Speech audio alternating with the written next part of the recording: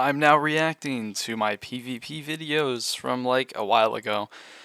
This whole timeline is dedicated entirely to me watching and reacting to my PvP videos. The first one was so bad we don't even need to talk about it. This one, it's also real bad.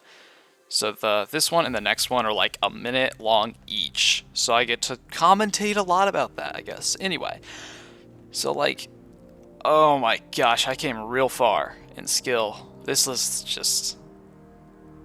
No. I was just so bad during this. I was just so bad. I cannot understand. How did I even do PvP? And how did I get better than this? It's like, my aim was garbage. I was a crit spammer. Look at all the mistakes I'm making. I'm just constantly jumping around.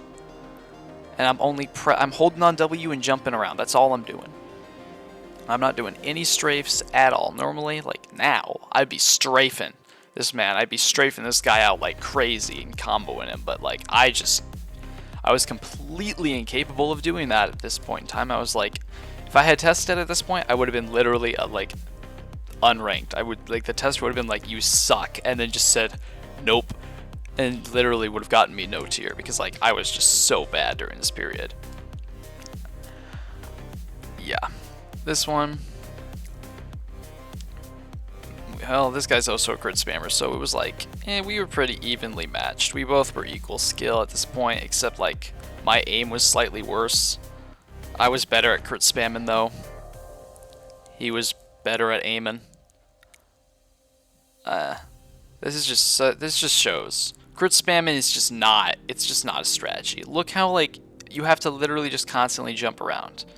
And like, it's just not PvP. It's just really dumb. I don't know why people think it's a good idea. It's just, all you're doing is jumping around and just spamming crits. I mean, it works, but that's for like SMP. If you're like practicing on a server, you just want to like learn to do the PvP and you don't want to like crit spam. Crit spam is if you're like doing an SMP and you actually need to win or you like lose all your gear. But for like a practice server like PvP Legacy or like straight at GG, crit spamming is not a strategy. Like don't crit spam. Crit spamming is not what you need to do to win. Like, you're not trying to win, you're just trying to learn new strategies like combos, and you're trying to build aim and skill. You're not trying to crit spam. Crit spamming is no skill. It's the easiest thing in the world. Anyone could do it. It's just, don't crit spam, guys. It's just not PvP. It works, but you're not trying to win. The goal is not to win. In PvP, on practice servers like Legacy and Stray, and Sharpness.gg, everyone's thinking, oh, the goal is to win. The goal is not to win. The goal is to get better. The goal is not to continue to win, because winning constantly is not the best. It's better to lose and learn from your loss than it is to win constantly. And basically, if you keep winning, you just never get better, because you don't learn how to improve. Because all you know is just killing people who are really bad at PvP.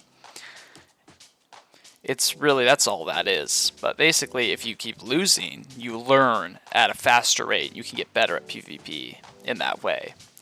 So, like fighting against hackers even, that improves skill. Fighting against really high tier players, that improves skill. And like, I fight tier 3s all the time so I can get better, because like, I die to tier 3s. Like high tier and low tier 3s, they're just better than me, because I'm only like low tier 4.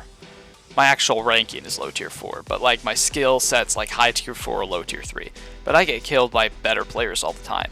That's just how it is. It's like, you can't expect to be the best. There's always going to be, always, doesn't matter. There's always going to be someone better than you.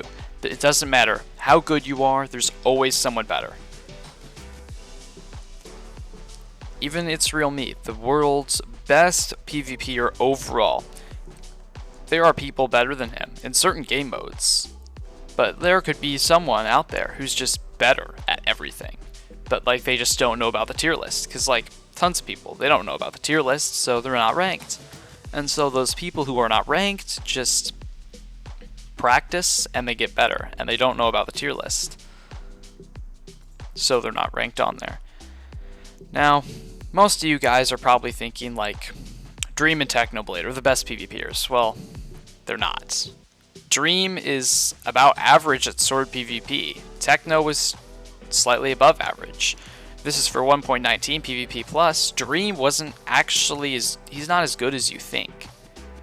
He's not even on the tier list because he's not tested. But Dream at Axe PvP, he'd probably be about high tier 4. And Techno would have been about low tier 4.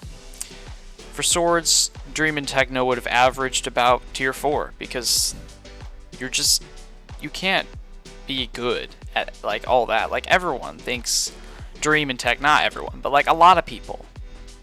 Like I did at one point. I thought Dream and Techno were the best Minecraft players in the world, and now I realize they're not. They're not even close. The best Minecraft PvPers of all time, it's Real Me and Marlow.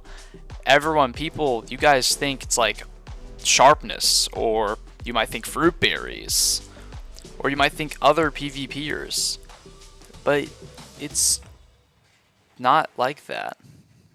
It's different. It's really a different thing. It's like the best PvPers, they're not who everyone thinks they are. Everyone's thinking it's some other person. They're always thinking it's some popular YouTuber. That's not how it is though. That's because like the best PvPers can't be the best YouTubers. They can't be popular YouTubers because PvP takes time to learn and practice, and so does YouTube. You have to make content, and you have to be good at PvP. That just doesn't work very well. That's why the best PvPers don't have YouTube channels, or they don't post content, or they just record random things and post it. Vexay, if that's how I'm pronouncing the name, high tier 1 at swords, and he only posts a couple videos. That's all. Goodbye.